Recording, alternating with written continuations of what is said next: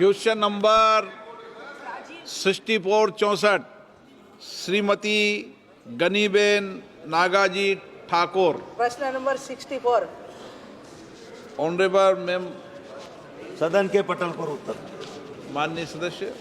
अध्यक्ष महोदय, आयुष्मान भारत कार्ड के अंतर्गत मरीजों को गंभीर बीमारी के कारण निजी अस्पतालों में भर्ती होने के पश्चात यदि ऑपरेशन करना हो तो उसके लिए कार्ड को नेशनल हेल्थ अथॉरिटी से अप्रूव की आवश्यकता होती है। कई बार ऑपरेशन की अति आवश्यकता होने पर अस्पतालों द्वारा मरीजों से पैसे लिए जाते हैं। जिसके पास पैसे होते हैं या कहीं से इंतजाम कर सकते हैं उसका ऑपरेशन हो जाता है, परंतु कई मरीजों पैसों के अभाव में अपना दम तोड़ देते हैं। आपके माध्यम से मुझे मंत्री से जानना है कि ऐसे समस्याओं के निवारण हेतु सरकार द्वारा क्या कदम उठाए जा रहे हैं। आपके माध्यम से मैं इस स्कीम के बारे में डिटेल में बताना चाहता हूं। ये आयुष्मान भारत प्रधानमंत्री जन आरोग्य योजना के तहत जो 2018 में लॉन्च हुई, ये दुनिया की सबसे बड़ी हेल्थ एश्योरेंस स्कीम है, world's largest health assurance scheme. जब ये शुरू हुई तो इसमें 5 लाख रुपए का हेल्थ कवर एक फैमिली को 1 साल के लिए देना तय हुआ। 55 करोड़ लोग, 12 करोड़ 37 लाख परिवार इसमें जुड़े और 55 करोड़ लोगों को यानी भारत की 40% की आबादी को इस हेल्थ कवर के अंदर कवर किया गया। इसमें मैं एक बात और बताना चाहता हूं कि फिर 2019 में इसमें 37 लाख आशा वर्कर्स और आंगनवाड़ी वर्कर हेल्पर्स उनको भी जोड़ा गया।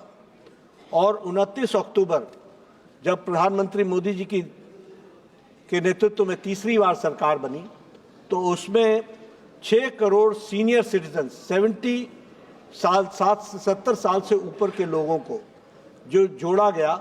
कुल मिलाकर के 61 करोड़ से ज़्यादा लोगों को हेल्थ कवरेज के तहत 5 लाख रुपए का हेल्थ कवर दिया जा रहा है। इसमें मैं ये भी बताना चाहता हूं कि अभी तक 8.59 यानी 8 करोड़ 60 लाख हॉस्पिटल एडमिशन्स हो चुके हैं, यानी लोगों को हॉस्पिटल में 8 करोड़ 60 लाख लोगों को राहत दी गई है। और 1.19 लाख करोड़ की ऑथराइजेशन यानी 1.19 लाख करोड़ रुपए जो गरीबों के इलाज के लिए खर्च हुआ है और उनकी जीवन को बचाने का काम हुआ है। जो आप कह रहे हैं, जो आपने कहा कि इलाज में दिक्कत आती है, ये मांगा जाता है, वो मांगा जाता है, आयुष्मान भारत की स्कीम में सब कुछ फ्री है। जो इंटरवेंशंस 1961 सर्जिकल इंटरवेंशंस की व्यवस्था है।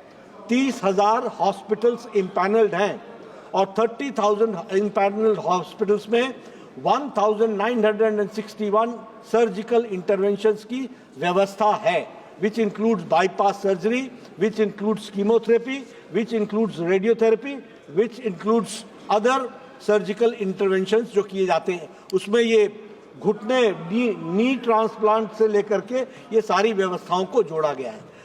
अगर कोई स्पेसिफिक इनके पास कोई केस है तो ये ज़रूर हमारे ध्यान में लाएं, उसको ज़रूर हम स्टेट अथॉरिटी के साथ बातचीत करके डिस्कस करेंगे। माननीय सदस्य।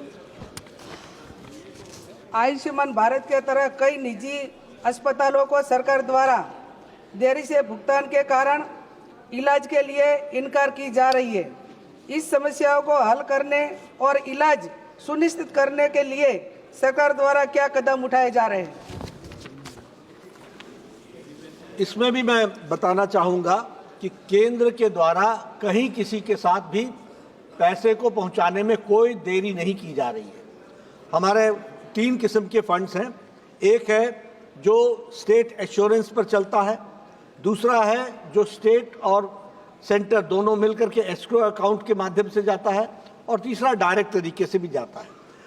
कि जहां पर स्टेट का जो शेयर है वो कभी कभी नहीं आ पाता है, इसलिए उसके कारण दिक्कत आती है। लेकिन भारत सरकार सजग रहती है और स्टेट गवर्नमेंट्स के साथ मिलकर के पैसे का भुगतान digitally to the hospital time पर किया जाता है।